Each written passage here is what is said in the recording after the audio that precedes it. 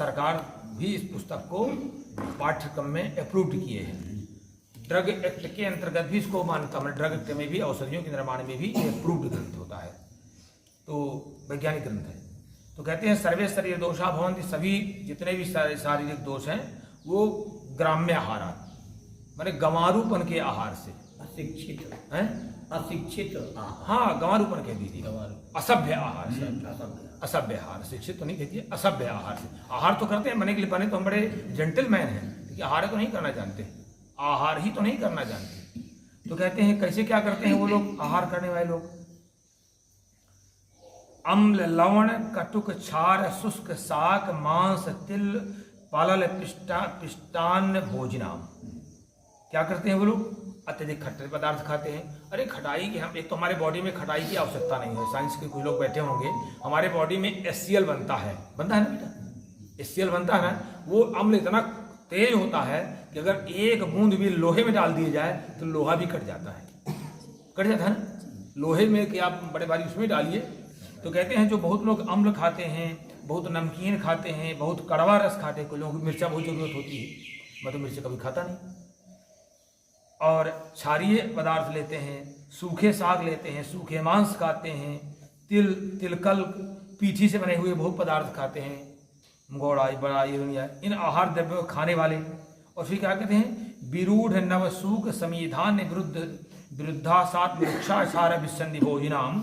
और कहते हैं कि जो अंकुरित अनाज खाने का स्प्राउट के रूप में बड़ा प्रचलन है, स्प्राउट देख लीजिए, कहीं माइक्रोस्कोप लगाकर कितने बैक्टीरिया इकोलाई तक उसमें पनपता है, इकोलाई तक पनपता है। अब आपके यहाँ ठोक दिए यहाँ, तो विरूढ़ान अंकुरित अनाज खाने से, नए जौ गेहूं नया खाने, पहले पुराने लोग नया अनाज नहीं खाते थे, 2 साल 3 साल, नए संविधान मटर मूंग उड़द आदि सेवन कर रहे थे। विरुद्ध आहार, आहार जो है विरुद्ध आहार, विरुद्ध आहार क्या होता है, देश के विपरीत करने से। अब जैसे यहाँ पर ये देश कैसा है, ये जंगल प्रदेश है, अब जंगल प्रदेश का आहार अलग तरह का होना चाहिए, अनूप प्रदेश का अलग होना चाहिए, जहाँ पर ठीक है ना, तो मरुस्थल अलग होना चाहिए। अब यहाँ लोग जो तरह के जो करता है वही सब जगह खाता रहता है। आप केरल में जाइए, और अगर आप केरल में आपको खटाई खाना बहुत अनिवार्य है, आप वहाँ नहीं खाएंगे, बीमार पड़ जाएंगे कुछ दिन बाद। आप बंगाल में जाइए, अगर वहाँ आप चावल नहीं खाएंगे, बीमार पड़ जाएंगे। अब तो कहते हैं देश के अनुसार जो लोग भोजन नहीं करते, देश को समझ करके, काल के अनुसार। अब ये ऋतु कौन सी है, शरद ऋतु आ गई। इस समय जो ही व्यक्ति खट्टी चीजें बहुत खाएगा, गर्म चीजें बहुत खाए, चाय 12 महीने पीना उसको। इस ऋतु में पित्त भड़का हुआ है सबका, नेचुरली सबके हाथ पांव गर्म है, लेकिन तब भी तो जो ऋतु के अनुसार भोजन नहीं करते वो ऐसे हर ऋतु में समझना चाहिए।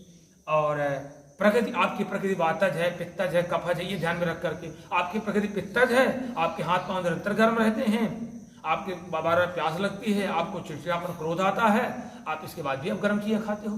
तो प्रकृति के अनुसार संयोग विरुद्ध आहार। अब संयोग विरुद्ध, कच्चा पक्का नहीं खाना चाहिए, कच्चा पक्का नहीं खाना चाहिए, जिसे मधु और घृत मिलाए खाने से जहर हो जाता है। अब वही सलाद खा रहे हो, वही पका खा रहे हो, किसी ने कह दिया आप खा रहे हो। पहले भी लोग खाते थे, लेकिन खीरा के टाइम में खीरा खाते थे, सब मूली के टाइम में मूली खाते थे। भोजन की सही परिभाषा ये होती है ना, सीजनल रीजनल इकोनॉमिकल, सस्ता हो, क्षेत्र का हो और सीजन का हो। तो अब ये करते हैं लोग।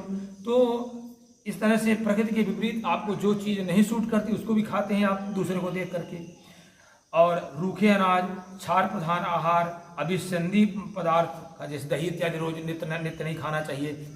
क्लीन, सड़े गले, देर से पचने वाले, दुर्गंधित आहार कहते हैं। पिसम और अध्यसन, पहले का भोजन पचा नहीं, चाय आ गई, लालच में खा लिया, वो मेरा संकोच खराब हो जाएगा, मेरा व्यवहार खराब हो जाएगा अध्यसन करने से। फिर कहते हैं प्रतिदिन दिन में सोने से, मैथुन करने से, मद्यपान करने वाले, विषम या अधिक मात्रा में व्यायाम शारीरिक परिश्रम करने वाले, उनका शरीर क्षुब्ध हो जाता है, व्याकुल हो जाता है। इसके अलावा शोक, चिंता, तनाव और लोभ, मोह, आयास अत्यधिक करने से बस उनके शरीर में तीनों दोष को भी होने बाद तक तीनों को भी होने लगते हैं। फिर मांसपेशियां ढीली पड़ने लगती हैं। अब देखिए बताते हैं क्या उससे होता है। धीरे धीरे मांसपेशियां ढीली पड़ने लगती हैं, जोड़ जो है चुड़चुड़ाने लगते हैं, अपने स्थान से हटने लगते हैं, शरीर में दाय पैदा होने लगता है, हाथ पांव में दाय शुरू हो जाता है, मेदो मेद धातु बहुत, किसी किसी की बहुत ज़्यादा चर्बी बढ़ने लगती है, उम्र इतनी नहीं है, हाइट इतनी है लेकिन बढ़ रही है चर्बी, मेदो धातु बहुत बढ़ने लगती है। हड्डियों की भीतर की मज्जा जो है संधान नहीं हो पाती है, शुक्र का निर्माण नहीं हो पाता है, ओज धातु का क्षय होने लगता है। इस प्रकार से लक्षणों के होने से और मनुष्य जो है, मनुष्य अवसाद में चला है, धीरे धीरे डिप्रेशन में जाने लगता है, उसका हर्ष समाप्त हो जाता है, बेदापूर्ण हो जाता है, तंद्रा, आलस्य, निद्रा, उत्साहहीनता उसको आने लगती है। वो व्यक्ति धीरे धीरे मरे के समान, कितना अच्छा शब्द लिखते हैं, कहते हैं निद्रा तंद्रा आलस्य समर्मितो निरुत्साह स्वसिति असमर्थश्चेष्टानां शारीर मानसीनां नष्ट स्मृति बुद्धिच्छायो रोगानां अधिष्ठान भूतो न सर्वम आयुरवाप्नोति।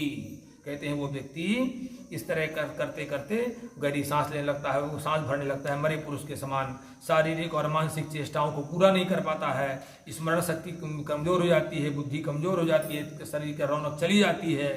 देख लीजिए आप किसी के शरीर में कितने रौनक है, जो भजन करता है उसको भी किसी से जरूरत नहीं। हाँ, कहते हैं शरीर अपनी रौनक खो देता है और वो शरीर सभी रोगों का आश्रय बना लेता है। वो शरीर को वो अपने शरीर को व्यक्ति स्वयं अपने सभी रोगों का आश्रय बना लेता है, इसलिए अपनी आयु को पूरी नहीं कर पाता है और अंत में असमय ही काल का वलित हो जाता है। इसलिए व्यक्ति को चाहिए इनसे सब सावधान है। तो आज थोड़ी चलिए, आज का संकल्प हमारा सबका यही हो कि गलतियां ना होनी चाहिए, हम निरंतर सावधान सचेत, ताकि दुख और शोक से मुक्त